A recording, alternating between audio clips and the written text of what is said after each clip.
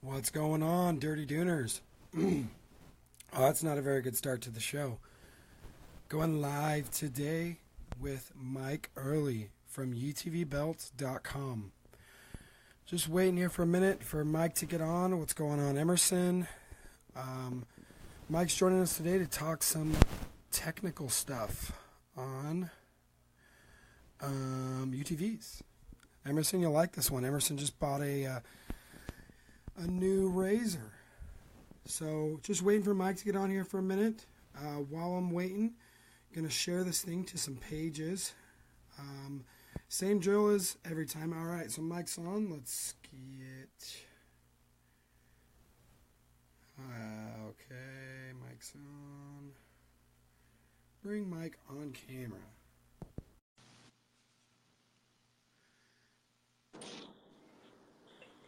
What up? What's up, buddy? How are you? Not much, but I'm good. How you doing? Doing good.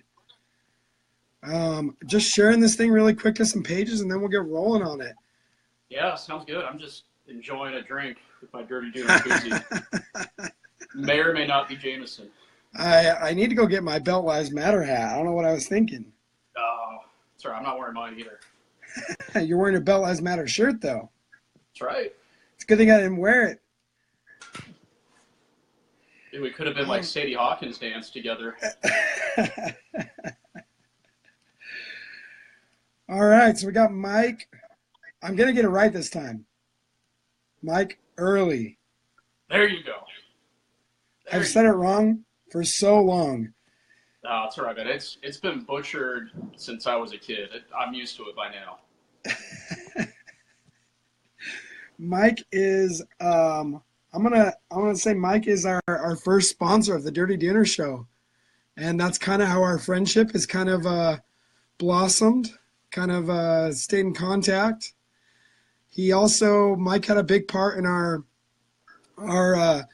Dirty Dinner Show Christmas toy drive we did, and so I've been begging Mike for a while to get on the show, and I think he's a little shy. A little bit. Work's been crazy. I've been traveling a ton. I'm coaching my son's Little League team. My life is just nuts right now. But I'm glad it worked out, man. This is good times. Yeah, I'm excited for this. So why don't you give us a little introduction? Who's Mike? Yeah, so I'm a dad of two. I got two young boys, 12 and 9, that keep me incredibly busy. I'm just regular guy who enjoyed the sport and loved the sport and was looking for a way to be able to fund the hobby a little bit, and that's kind of where this whole thing was born out of. And you have a really nice Can-Am Maverick sitting right behind you. Yeah, I'm going to hoard out later because I'm trying to sell it right now. So I was going to say, and it's for sale. We'll do the $2 tour on that thing in a little bit. Sounds good.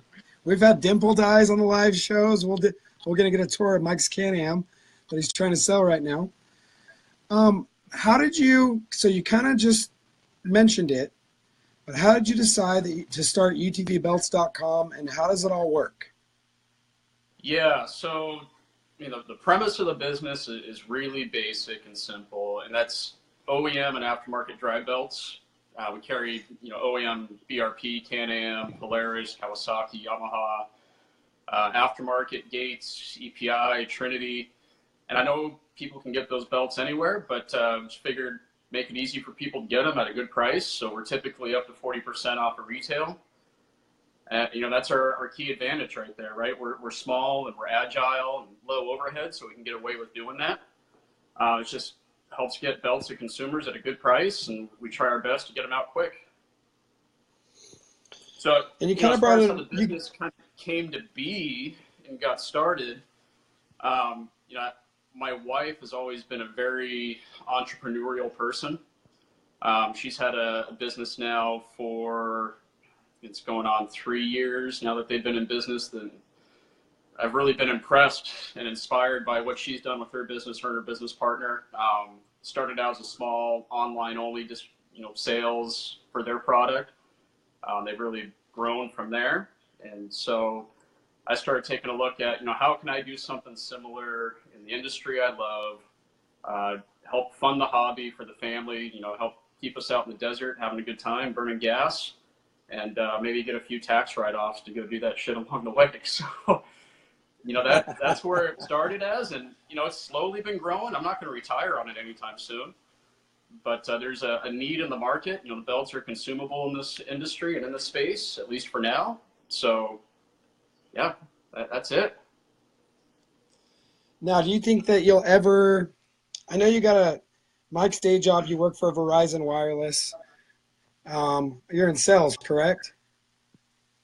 Yeah, I am.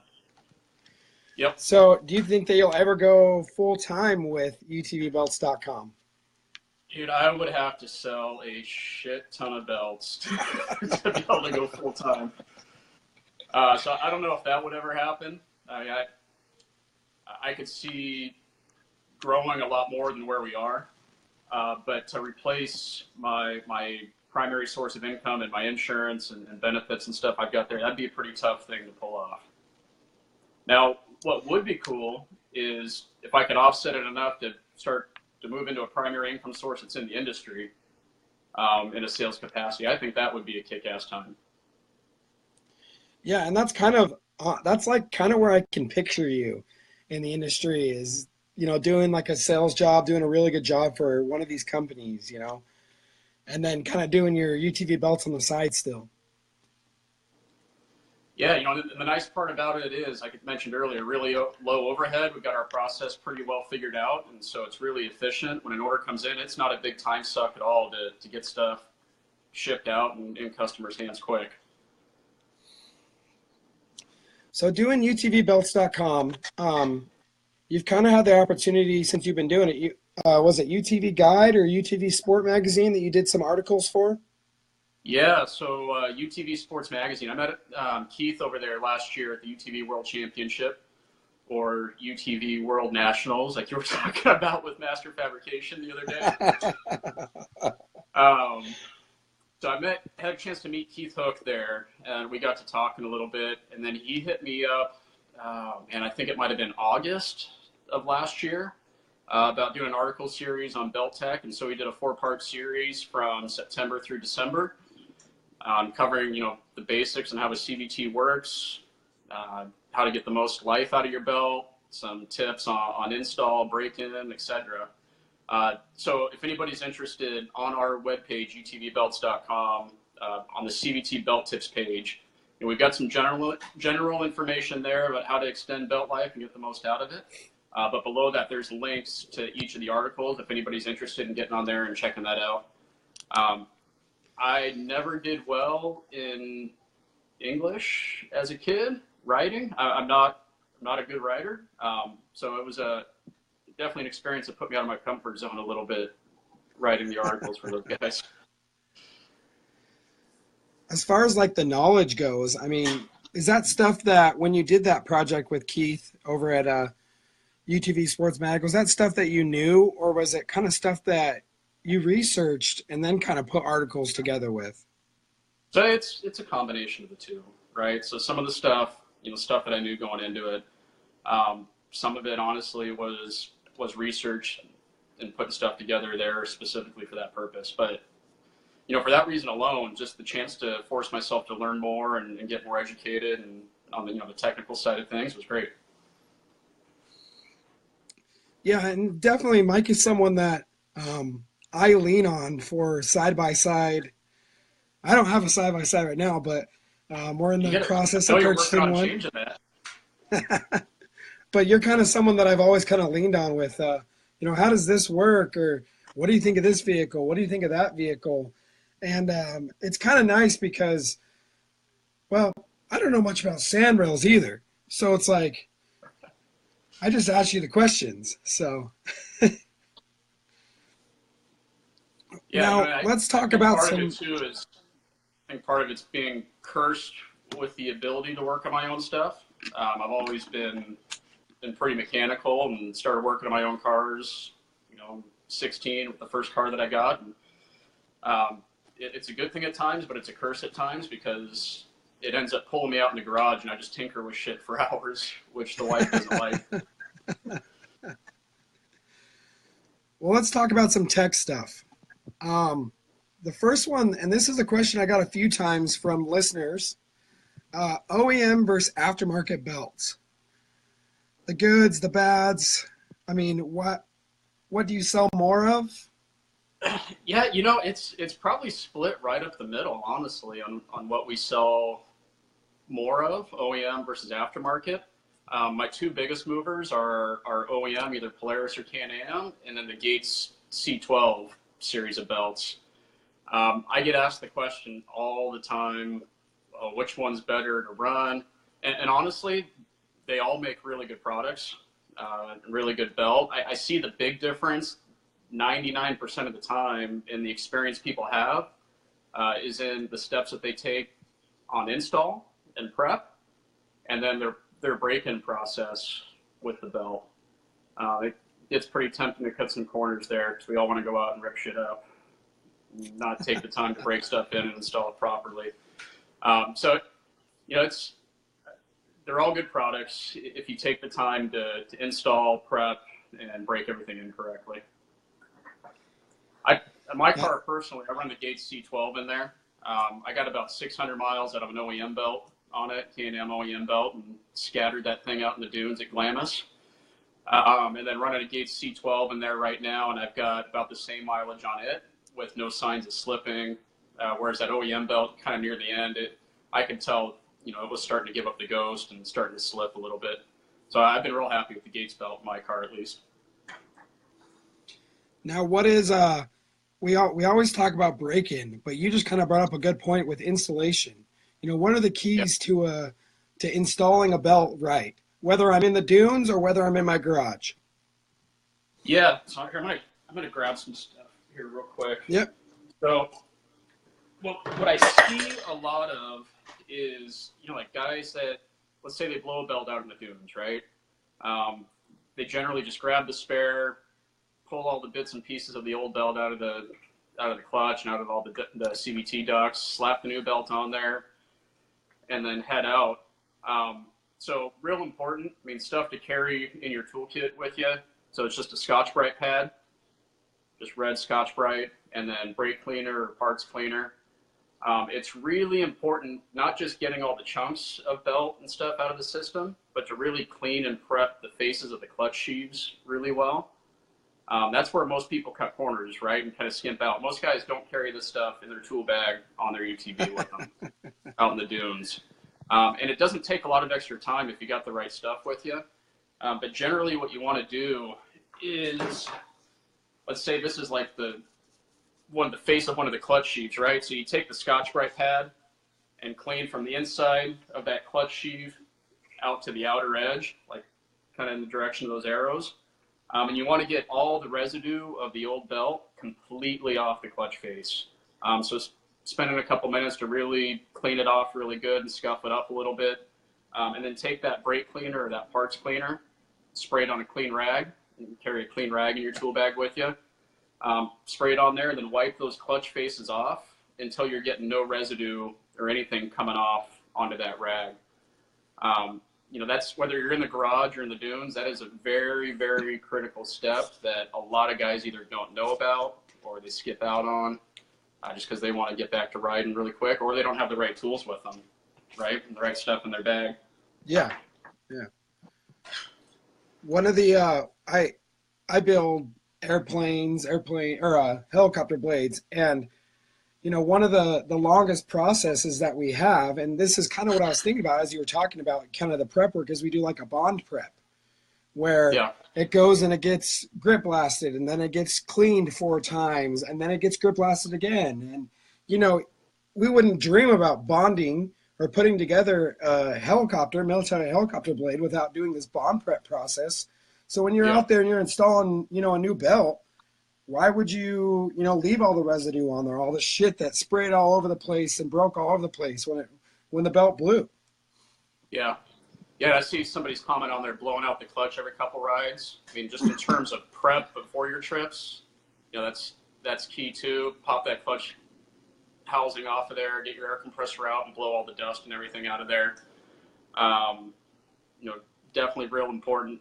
I see a lot of times too, guys say, "Oh, I ran a Gates belt in my car and it sucked. I blew it super quick." And I start asking few more questions, like, well, what'd you do to install the new belt? Walk me through the steps. What'd you do on break-in? Because that's another piece that's, incredibly important that guys skip out on sometimes. It always tends to go back to, well, I tried to get all the old belt out of there. I put the new one on, and my buddies were all out there riding. I didn't want them to wait for me, so I was just running the car hard, and I blew the belt, another 60 miles. But it must have been that shitty Gates belt, and that's not the case, right? If they took the time to clean and prep everything good and go through the right break-in, different experience for them usually. Yeah, and Dave Karbinski, excuse me, was the one that said blow out clutch every couple rides. Now, Dave runs Glamis AXA Rentals. So, okay. Dave. What's up, Dave? If you need a belt hookup, Dave, here's your guy right here. Dave's got a bunch of different vehicles. He works on them himself. When I was out there a few weeks ago, Easter weekend, Dave was replacing a steering system on a Can-Am. And so, Dave, I'm glad that you kind of pitched in, or you kind of brought that into this too, because, there's things that we can do to make these belts last. And, installing them is, that's one of the biggest things. Blowing them out, that's huge. Let's move into break-in. That's another big factor on the length that a belt will last is the break-in process. And now I know this is kind of a gray area with a lot of people. They're like, oh, putt around in low for 26 hours or. Yeah, it's three weeks of putting around in low. No, so break-in, like you said, it's a gray area. There's different schools of thought on it. I like to keep my foot in the skinny pedal as much as the other guy. So I struggle in this department because I want nothing more than just to get out and haul ass and go ripping again. But on break-in, typically 25 to 30 miles. You don't want to hold the car at a constant RPM for any extended period of time during the break-in. You typically want to stay, no more than half throttle through that period.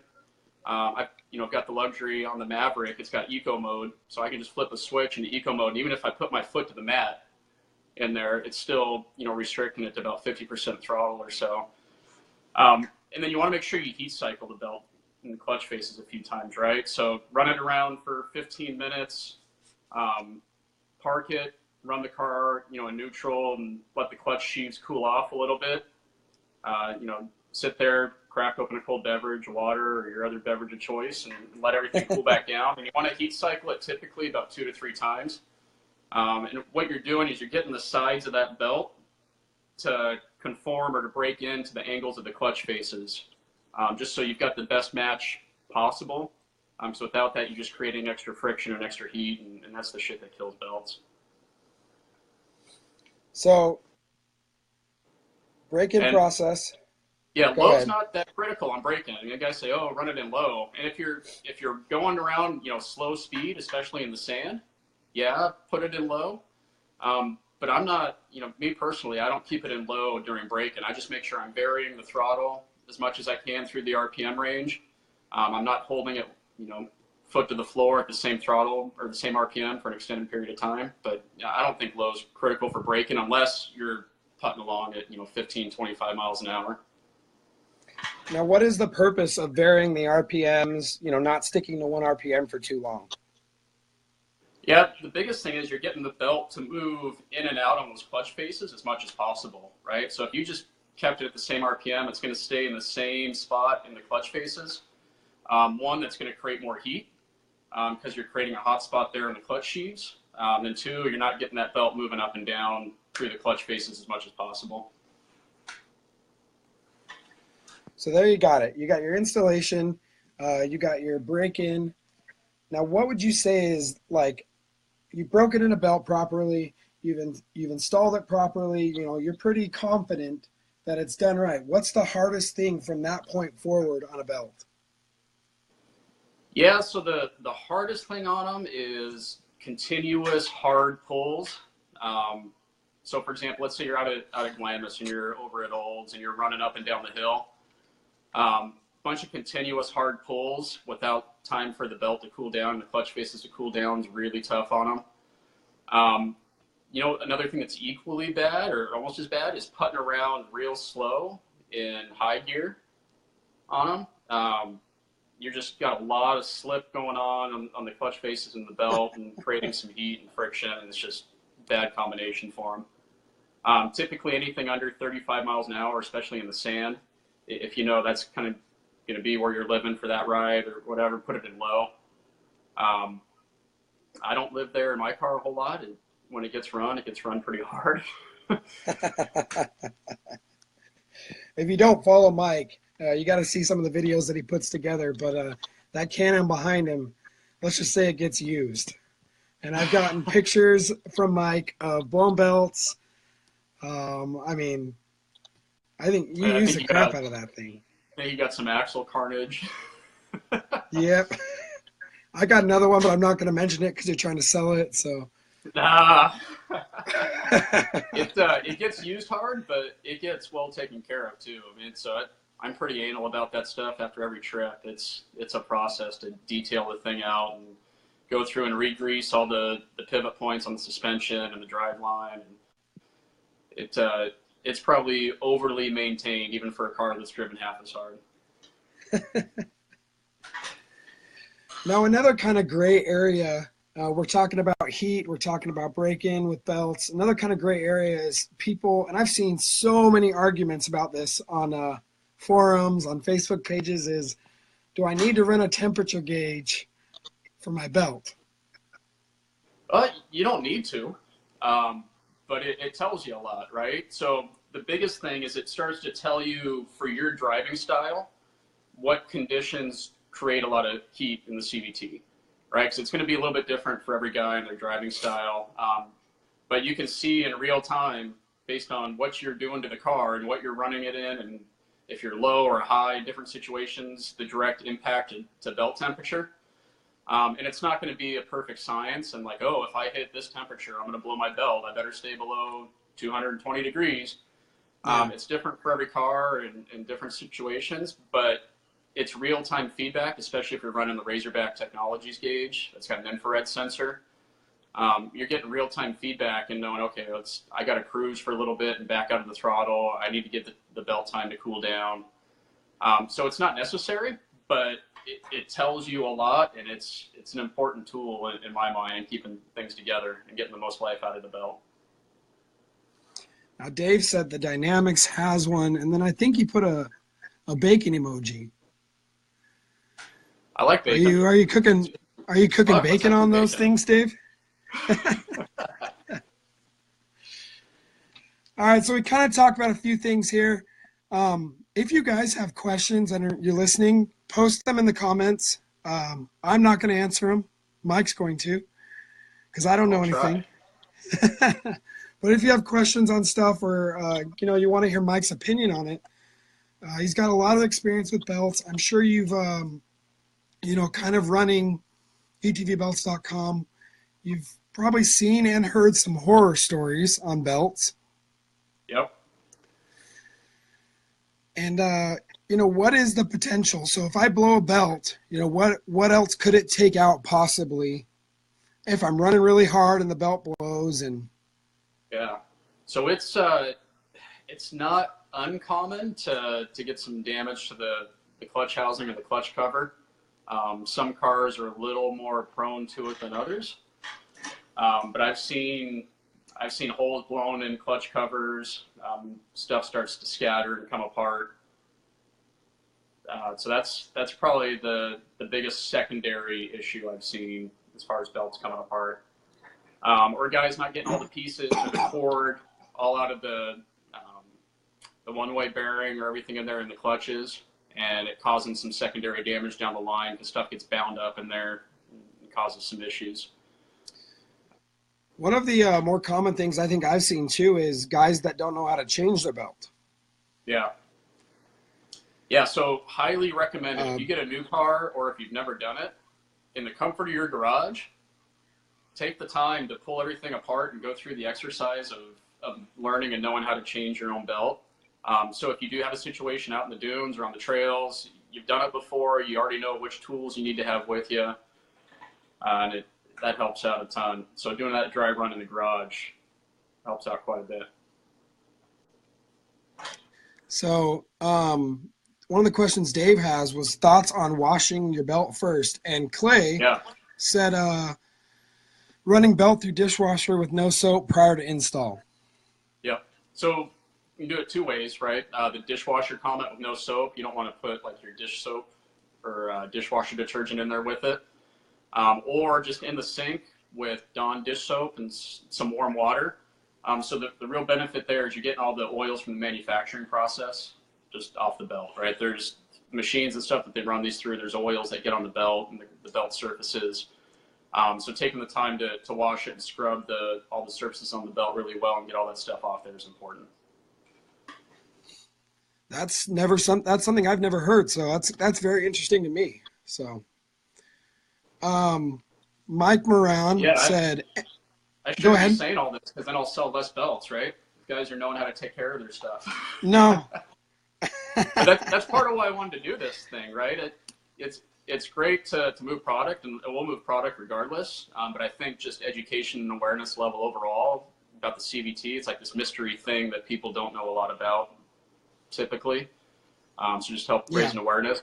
We want to keep people riding as long as possible, right? Nobody has fun changing a belt and blowing a belt in the dunes. Well, you used a word earlier that, and I don't think I've ever realized it. You used the word consumable. And you're always going to go through belts with a belt drive system like these machines have on them.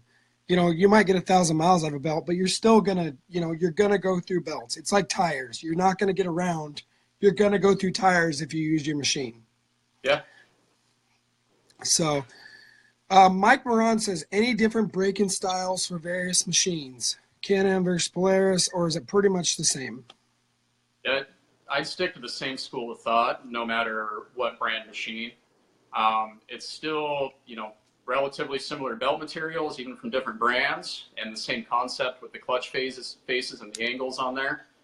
So I wouldn't change a thing depending on what vehicle brand you're running or model you're running in terms of the belt break-in. For engine break-in and driveline break-in, they've all got their own recommendations on that and follow your manual on that stuff. But belt break-in, I'd stick to the 20 to 35 miles, couple heat cycles, vary the RPM. I wouldn't change a thing there. I think this is kind of a general question from Nate McLean out of Michigan. I think I know the answer to this. Polaris or Can-Am? They both build really good machines. They both have their benefits, and they both have their weak points that needs a little bit of attention. Personally, I'm a Can-Am guy, so I would say Can-Am, but they're both really good products. Polaris is doing some cool stuff with the new Turbo S, listening to the consumer on some of the stuff that they upgraded on that one. So overall, it's cool to see all the competition in the market right now. That Textron Wildcat Double X looks bad as fuck. Yeah, I think it's I sweet. Speed time in one. So it's cool to see all this stuff coming out, right? It just pushes the other manufacturers to up their game and up their quality. So but end of the day, if I'd make a call right now, it'd be Can-Am. So what's the next UTVbelts.com family rig? It's a good question. The big move for us right now is to kind of reprioritize financially. So we're going to step out of a car for a little bit and take care of some other priorities that we've got. So who knows, right? 6 months, Sandsport show rolls around again. There could be some new stuff in the market. I don't know. I gotta get Mama to sign off and give the green light on it, though. What would be your dream machine? If I had to pick one today, I would do a Wildcat Double X with the Pro Charger setup on it, or one of the turbo setups that's available for them. I think those things are going to be nasty. I think I could have a shit ton of fun in that car, and maybe hurt myself, but I'd like to try. You just talked about they're constantly changing things up, these manufacturers, competing against each other. Do you think there's any way that for high performance side by sides, they're going to get away from any of these guys are going to get away from the dry belt system? I think just evolution of the sport. I think you're going to see more models without a dry belt, but I don't see the industry going 100% away from the CVT or dry belt. Part of the reason is it makes the machine so versatile. I mean, you essentially have an infinite amount of gear ratios, in that range. And so it makes it real easy to take the car out and do some rock crawling with it, or to take it out and bomb it in the dunes and haul ass out there.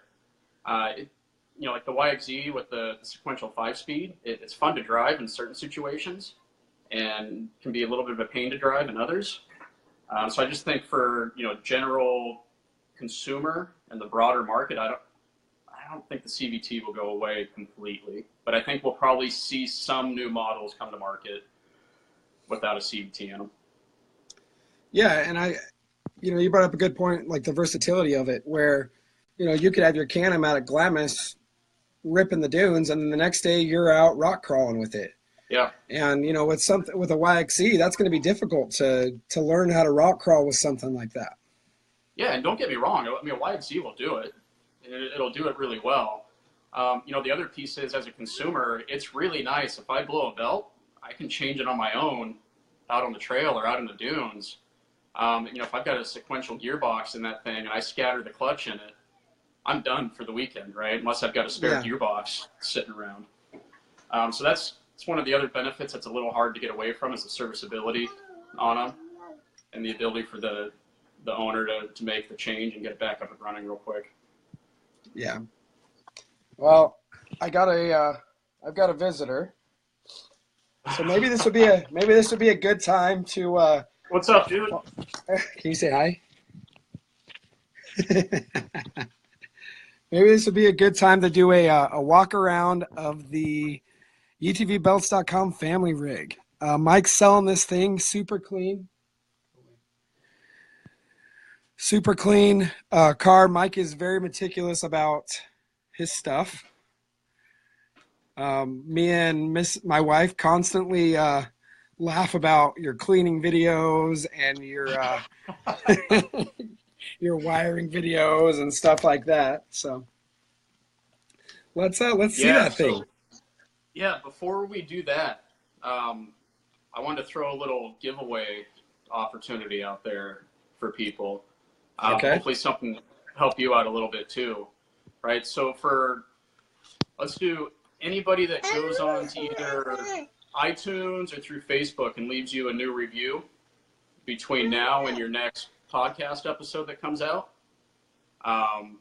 The best review that gets left, I'll ship them UTVBelts.com hat and shirt, get it out their way. So let's hopefully drive some reviews for Jake on his page and on the podcast. Get some activity going there. Let's get some creative ones, right? So we'll pick a winner between now and the next podcast. Best review, get some free stuff coming your way. I'll throw in a shirt too on that one. Best review gets a UTV Belt shirt, UTV Belts hat, a Dirty Dooner strip. Oh, sorry, I'm losing my voice. A Dirty Dooner shirt and some Dirty Dooner stickers. You're just all choked up about it. I get it. It just makes me happy. Yeah. You know what doesn't make me happy? I spilled my whiskey, and it's all over the garage floor.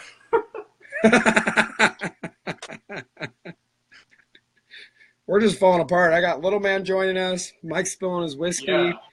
I kicked over my drink. Shit's just falling apart. So we'll post about that giveaway in the notes for this thing. But we appreciate Mike. Mike's been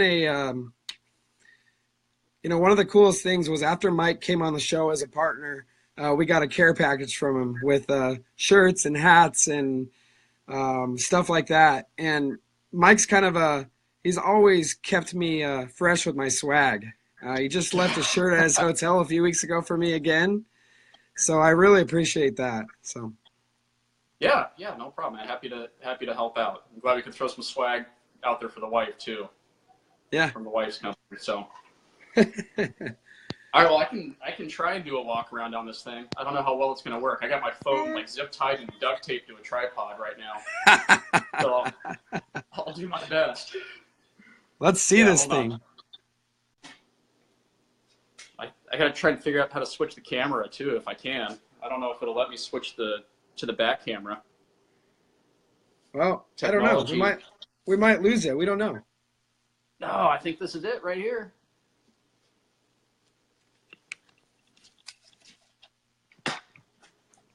There you go. Hold on. Let me unplug this thing real quick.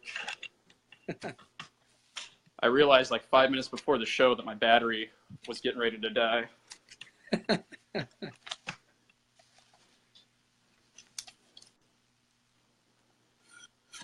It's really hard to see on this half split screen what you guys are able to see, but stuff's real dirty on it right now. It's just used. It's just loved. It's just loved.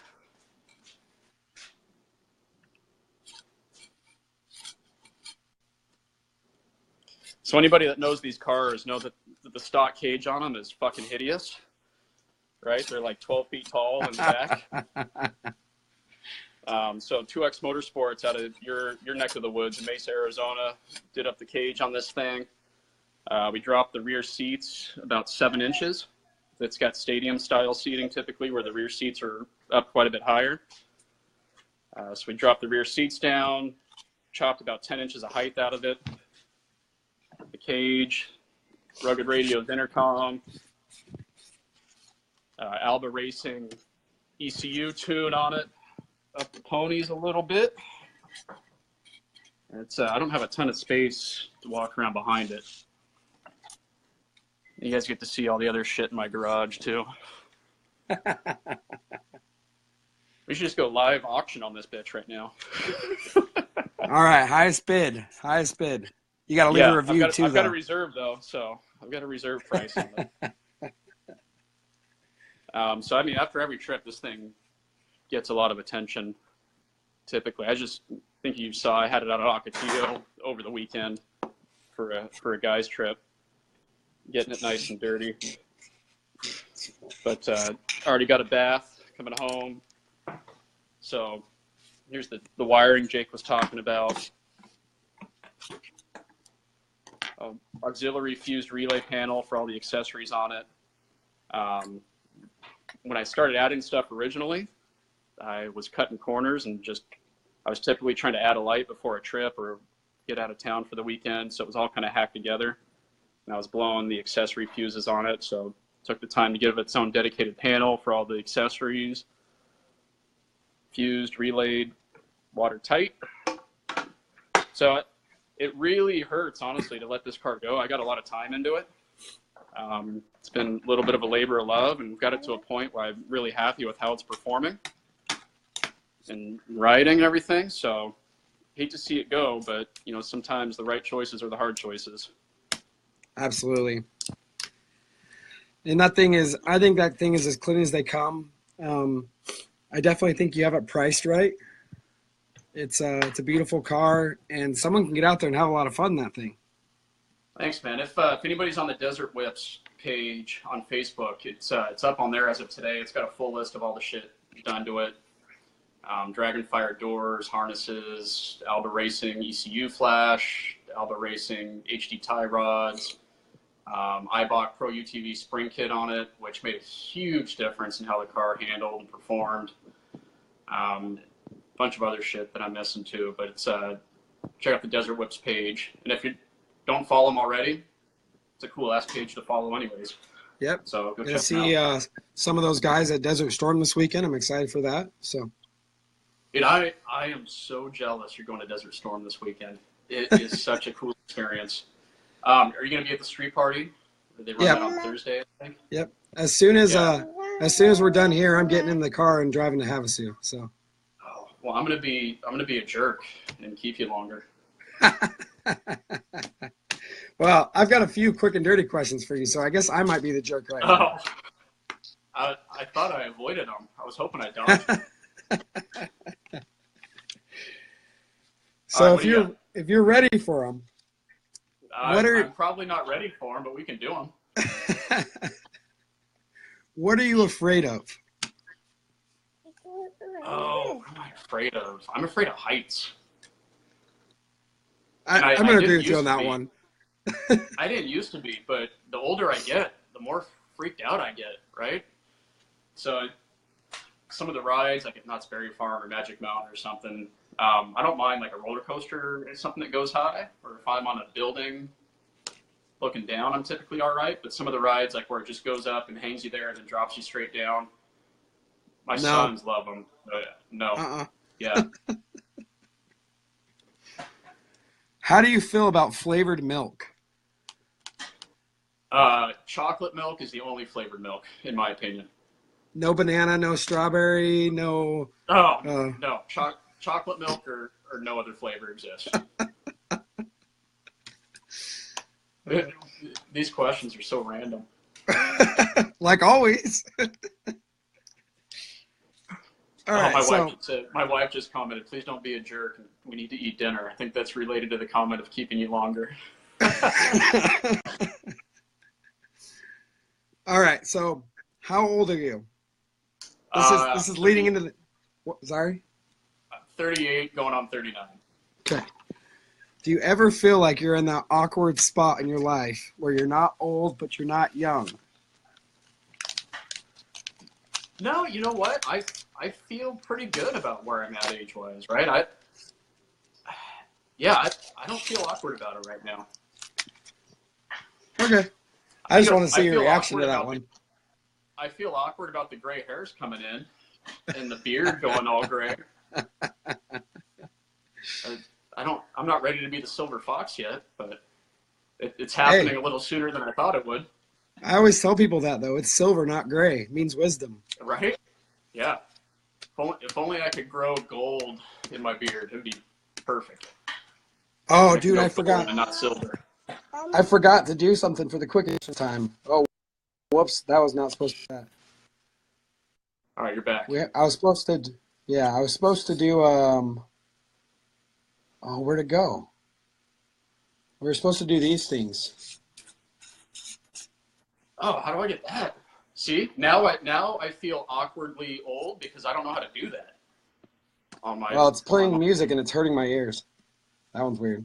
I was supposed to do that for the quick and dirty questions, though. I was supposed to do that every show. So. Yeah, now I feel awkwardly old because I don't know how to make that stuff show up on my face. And then looks like Clay just said it's chrome. I like that answer. It's not silver. It's fucking chrome. There you go. It's the sexy chrome. I like that one even better. Yeah. All right, so how can people find you? How can they find UTV Belts? How can they follow you and figure out your products, stuff like that? Yeah, so website address, real simple, and that was the idea. You know what you're getting when you go there, and that's utvbelts.com. Pretty straightforward. And then on the socials, at UTV Belts. So Instagram, Facebook, although our Facebook page started a bit later. Don't have a huge following there. It's mainly Instagram. Just at UTV Belts. And I'll tag that stuff in my stuff too. The name is what we sell. Makes it real simple. And belt lives matter. Absolutely, they fucking matter. Sorry, I forget your boy's sitting there with you. I feel bad now. Earmuffs. He can't hear me. I got a headphone in. So.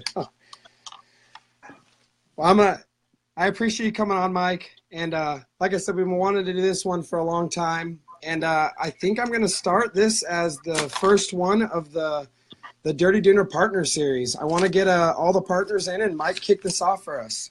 So. Awesome. Is that a drone blade that your boy's playing with? Yes. That's awesome.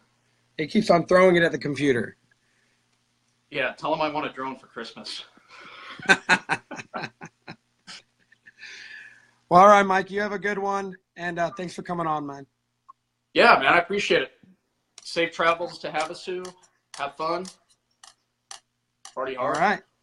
Yeah. You see some cool stuff out there, man. It's worth it. Have fun. All right. All right, guys. Thanks, everybody. See ya. Yep.